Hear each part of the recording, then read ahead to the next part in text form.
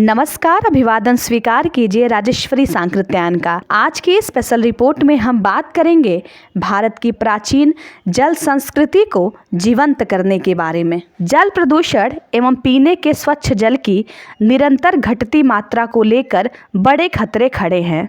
धरती पर जीवन के लिए जल सबसे जरूरी वस्तु है।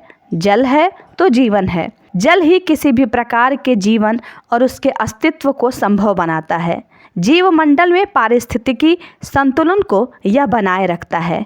पीने, नहाने, ऊर्जा उत्पादन, फसलों की सिंचाई, सीवेज के निपटान, उत्पादन प्रक्रिया आदि बहुत उद्देश्यों को पूरा करने के लिए स्वच्छ जल बहुत जरूरी है।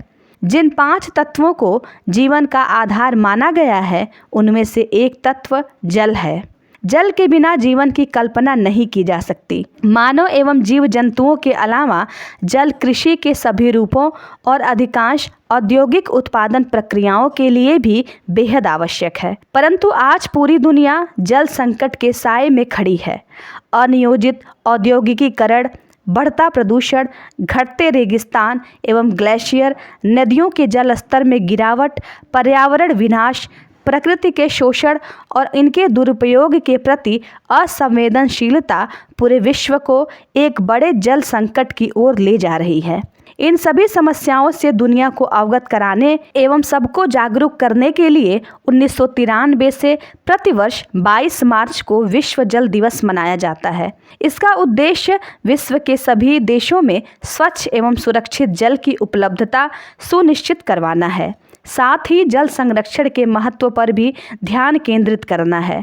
आप सोच सकते हैं कि एक मनुष्य अपने जीवन काल में कितने पानी का उपयोग करता है, किंतु क्या वह इतने पानी को बचाने का प्रयास करता है? दुनिया की आबादी 8 अरब से अधिक हो चुकी है।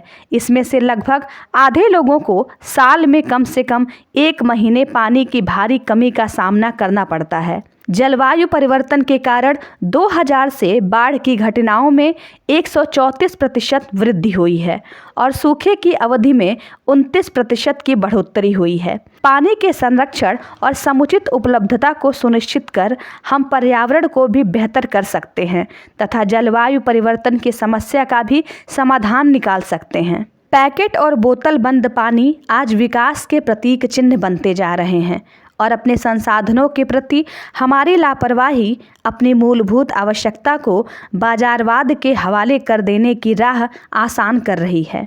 विशेषज्ञों ने जल को उन प्रमुख संसाधनों में शामिल किया है जिन्हें भविष्य में प्रबंधित करना सबसे चुनौतीपूर्ण कार्य होगा। सदियों से निर्मल जल का स्रोत बनी रही नदियां प्रदूषित हो रही हैं।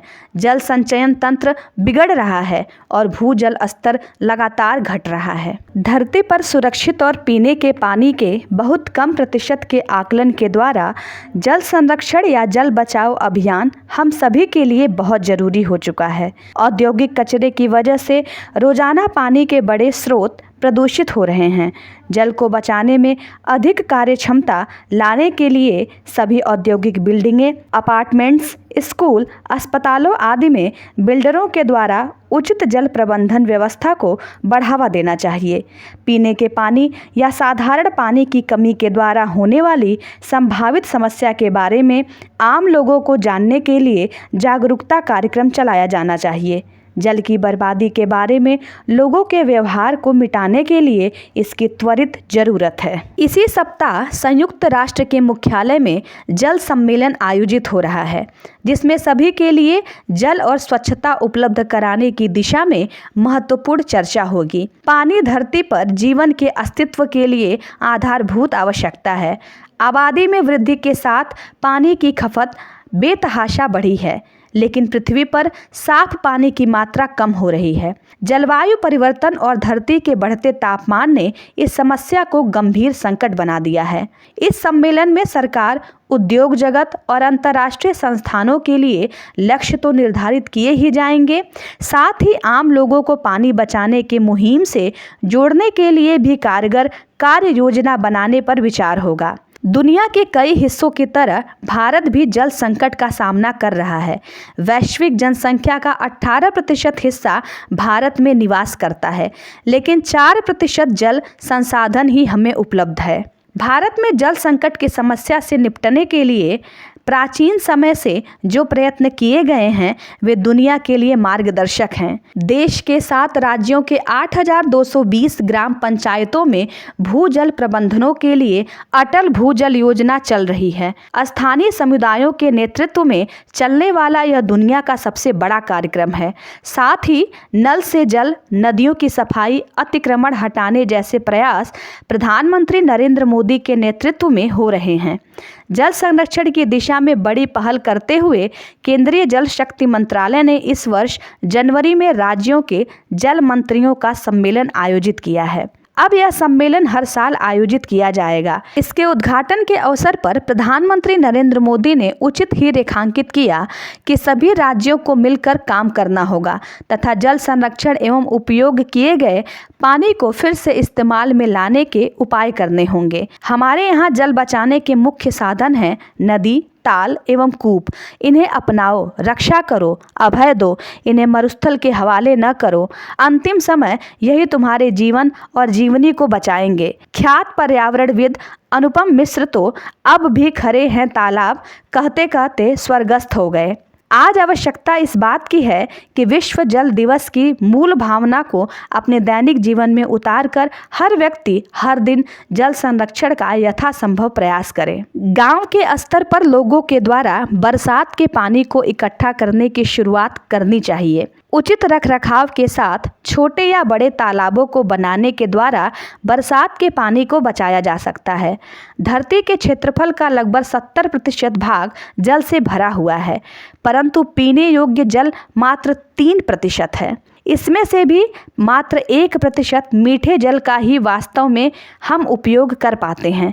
पानी का इस्तेमाल करते हुए हम पानी की बचत के बारे में जरा भी नहीं सोचते, जिसके परिणाम स्वरूप अधिकांश जगहों पर जल संकट की स्थिति पैदा हो चुकी है। जल का संकट एवं विकट स्थितियां अति प्राचीन समय से बनी हुई हैं।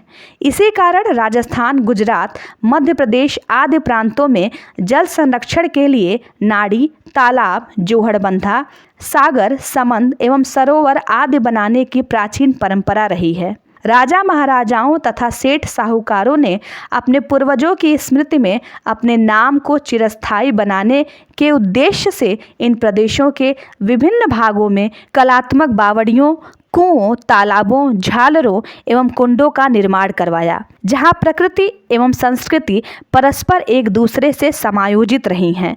राजस्थान के किले तो वैसे ही प्रसिद्ध हैं, पर इनका जल प्रबंधन विशेष रूप से देखने योग्य है और अनुकरणीय भी है। जल संचयन की परंपरा वहाँ के सामाजिक ढांचे से जुड़ी हुई है तथा जल के प्रति धार्मिक दृष्टिकोण के कारण ही प्राकृतिक जल स्रोतों को पूजा जाता है। आप देख रहे थे स्पेशल रिपोर्ट। यदि आपको यह स्पेशल रिपोर्ट पसंद आई हो तो प्लीज़ हमारे चैनल को लाइक, शेयर और सब्सक्राइब करें। राजेश्वरी को सुनने के लिए आपका बहुत बहुत धन्यवाद।